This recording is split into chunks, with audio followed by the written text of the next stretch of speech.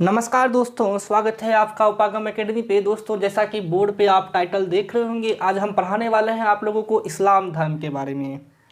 तो दोस्तों, हमने बुद्ध, जैन और ईसाई धर्म के बाद आज हम आप लोगों को पढ़ाने वाले हैं इस्लाम धर्म के बारे में। इस्लाम धर्म का उदय, इस्लाम धर्म का उत्थान, संस्थापक कौन थे, सभी चीज़ों को डिटेल से जानेंगे। तो दोस्तों, जब ईसा मसीह का जन्म हो गया था, ईसा मसीह के जन्म के बाद ईस्वी शुरू हो जाने के बाद ग्रेगोरियन कैलेंडर के अनुसार 570 ईस्वी में जन्म हुआ था हजरत मोहम्मद पैगंबर साहब का। हजरत मोहम्मद पैगंबर, पैगंबर का मतलब इस्लाम में भगवान ही होता है, अल्लाह बोल सकते हो, पैगंबर। इस्लाम धर्म में पैगंबर का मतलब हिंदू धर्म के भगवान से आप तुलना कर सकते हो। जन्म 570 ईस्वी को हुआ था और इनके पिताजी थे अब्दुल्ला और माता का नाम था अमीना। इनके पिता अब्दुल्ला और माता का नाम अमीना था। हजरत मोहम्मद जन्म से ही बहुत ही ज़्यादा बुद्धिमान और धर्म के प्रति लगावशील थे। वह नए नए ज्ञान की प्राप्ति के लिए तत्पर रहते थे और उन्होंने हीरा नामक गुफा में जाकर 610 ईस्वी में इन्हें ज्ञान की प्राप्ति हुई और यहीं से उन्होंने ज्ञान या उपदेश देना शुरू किया और वह उपदेश ही इस्लाम धर्म का संस्थापक या संस्थापना बोल सकते हो।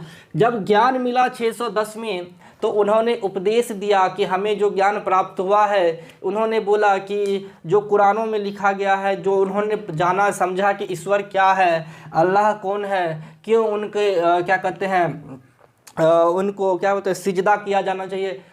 हिंदी में आता है, उर्दू में बोलते हैं सर झुकाना। वह लोग बोलते हैं कि एकमात्र भगवान है जो क्रिएटर है, यानी एकमात्र अल्लाह है जो विश्व का क्रिएटर है और उन्हीं के सामने हम अपना सर झुकाएंगे, ये बोला जाता है इस्लाम धर्म में। और इन्होंने इसी ज्ञान को बोला और इसीलिए उन्होंने मक्का से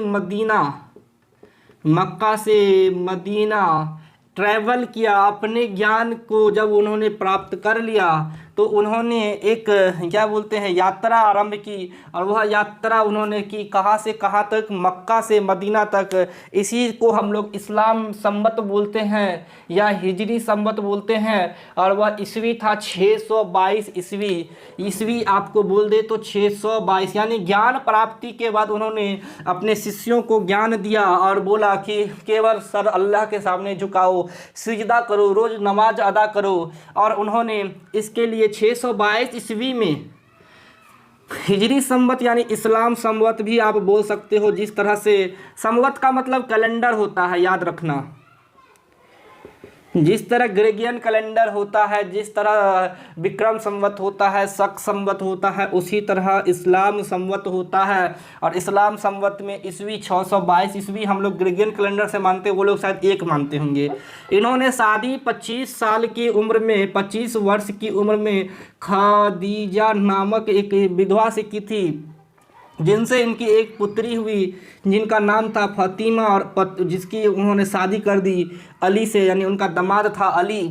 इस्लाम में एक ग्रंथ है, उसका नाम है कुरान। आज अगर हम कभी भी कुछ भी बोलते हैं तो बोलते हैं कुरान की शिक्षाओं का अनुपालन करो, कुरान में दिए गए बातों को फॉलो करो, क्योंकि इस्लाम धर्म इस कुरान को सबसे पवित्र मानता है, उनकी शिक्षाओं को अनुसरण करता है और उनके दिए गए ज्ञान को मानता है। 632 ईस्वी में पैगंबर मोहम्मद साहब की मृत्यु हो गई और मृत्यु होते ही इस्लाम धर्म अब दो भागों में टूट गया। दो भागों में टूटने के बाद ये दो भाग बना, शिया और सुन्नी। जो पैगंबर साहब के, हम हजरत पैगंबर साहब लिख देंगे, पूरा शॉर्ट में लिख देते हैं, जो पैगंबर साहब के अनुयायी थे वो सुन्नी कहलाए और जो अली कौन थे सर? अली थे पैगंबर साहब के दामाद। जो अली के अनुयायी थे वो शिया कहलाए। अली ने शिया को अपना क्या बोलते हैं एक खंड बनाया और पैगंबर साहब के अनुयायी सुन्नी कहलाए। और अली चूँकि पैगंबर साहब से हट के अपने इस्लाम धर्म में एक नए क्या कहते हैं उसको ज्ञान को प्रसारित करा था, फैलाया था, इसी से क्षुण्ण होके कुछ मुस्लिमों ने ही इसकी मृत्यु कर दी 661 ईस्वी में।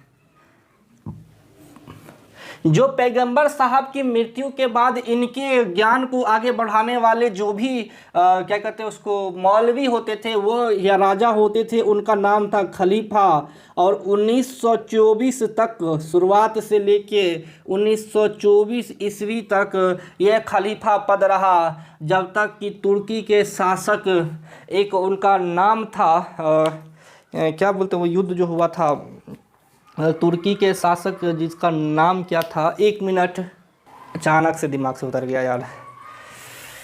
हाँ, 1924 तक, हाँ, प्रथम विश्व युद्ध के समय, हाँ, मुस्तफ़ा कमाल पाशा, मुस्तफ़ा कमाल जो तुर्की के शासक थे, उन्होंने बोला कि अब यह खलीफा पद नहीं रहेगा, कोई अपने आप को खलीफा नहीं कहेगा। लेकिन इससे पहले तक जो पैगंबर के अनुयायी थे वो अपने आप को खलीफा बोलते थे। अरबी में अरब, इराक और ईरान में मुस्लिम धर्म पहले बहुत प्रसिद्ध हुआ, और यह फिर आते आते कहाँ आ गया दोस्तों, हमने बोला यह आते आते आ गया भारत में, और भारत के पश्चिम में सिंध प्रांत है पाकिस्तान में। इसको 712 में अरबों ने जीत लिया, और भारतीय सरजमी पे मुस्लिमों ने पहली बार आक्रमण किया और सिंध विजय किया। कब? 712 में, और भारत में यहीं से इस्लाम धर्म की शुरुआत हुई। कब? 712 ईस्वी के बाद से, यानी कि जब अली की हत्या हुई 600, इसके पुत्र की कबीला की हत्या हुई 680 ईस्वी में, इसके बस 20-30 सालों के बाद ही मुस्लिमों ने अपना साम्राज्य विस्तार करना शुरू किया, और साम्राज्य विस्तार के दौरान इन्होंने सिंध पे विजय प्राप्त की, और फिर धीरे धीरे भारत के भीतरी प्रदेशों में, गुजरात और दक्षिण भारत में अपना प्रभुत्व स्थापित किया, और भारत में आज मुस्लिम अपना स्थायी तौर पे निवास स्थान बना लिए। चलिए दोस्तों, इस्लाम धर्म में हमें जितना पता था और जितना जानकारी है, जितना एग्ज़ाम में पूछा जाता है, वो आपको जानकारी दे दी गई है। एग्ज़ाम में इससे ज़्यादा क्वेश्चंस इस्लाम धर्म से रिलेटेड नहीं आता है, लेकिन इसमें एक धर्म हम बस आपको बता देते हैं। वह अब इसी के साथ दोस्तों हम आज का वीडियो भी ख़त्म करेंगे, क्योंकि वो 2 पॉइंट का है। वह धर्म है दोस्तों पारसी धर्म। हम एक धर्म और है, यहूदी है, पारसी है, तो यहूदियों के बारे में तो उतना नहीं पूछता है, लेकिन एक धर्म है दोस्तों पारसी धर्म। यह भी एक धर्म था दोस्तों, जिसे कि आपको अभी ये बोमन ईरानी आप नाम सुने होंगे, वो भी पारसी थे। तो पारसी धर्म के संस्थापक को बोला जाता है जरथुष्ट्र बोलते हैं, जरथुष्ट्र। इनकी एक किताब है दोस्तों जिंदा अवेस्ता, यह प्रमुख ग्रंथ है। संस्थापक जरथुष्ट्र थे, और जिंदा अवेस्ता एक प्रमुख ग्रंथ है जो पारसियों की शिक्षा का संकलन जिंदा अवस्था में कहा जाता है। इस धर्म के लोग अगर पूजा करने के जो स्थान है उसे बोलते हैं अग्नि मंदिर। ये लोग अग्नि मंदिर में पूजा करते हैं। अगर हम आपको एक संक्षिप्त विवरण दें सभी धर्मों के पूजा स्थल का, तो हिंदू जानते ही होंगे, मुस्लिम जानते ही होंगे, ईसाई जानते ही होंगे, उसके बाद है पारसी। जैन धर्म के लोगों को और बौद्ध धर्म के जो पवित्र स्थल हैं उसे हम लोग क्या बोलते हैं, एक साथ लिख देते हैं सारा। हिंदू को बोलते हैं मंदिर, मुस्लिम को बोलते हैं मस्जिद, ईसाई को बोलते हैं चर्च, पारसी को अग्नि मंदिर, बौद्ध जैन को बोलते हैं मठ और मंदिर भी बोलते हैं, लेकिन साथ में लिख दिया जाता है जैन या बौद्ध मंदिर। तो दोस्तों हमने लगभग आपको इस्लाम धर्म, पारसी धर्म और ईसाई धर्म, जैन बौद्धों के बारे में भी पढ़ा दिए, इंपॉर्टेंट फैक्ट्स भी बता दिए हैं दोस्तों। आज की क्लास में हम इतना ही रहने देते हैं। हम अब अगले क्लास में आपको कुछ और हिस्टोरिकल फैक्ट्स के बारे में बताएंगे जो एग्ज़ाम से रिलेटेड हो, हम उसी ज़्यादा फोकस कर रहे हैं दोस्तों। इसीलिए आप एग्ज़ाम पे फोकस करें, क्योंकि आपका आने वाला एग्ज़ाम्स बहुत महत्वपूर्ण है। उम्मीद है कि आप बहुत अच्छा स्कोर करेंगे, इसलिए अच्छे से पढ़ें, निरंतर होकर पढ़ें। धन्यवाद दोस्तों।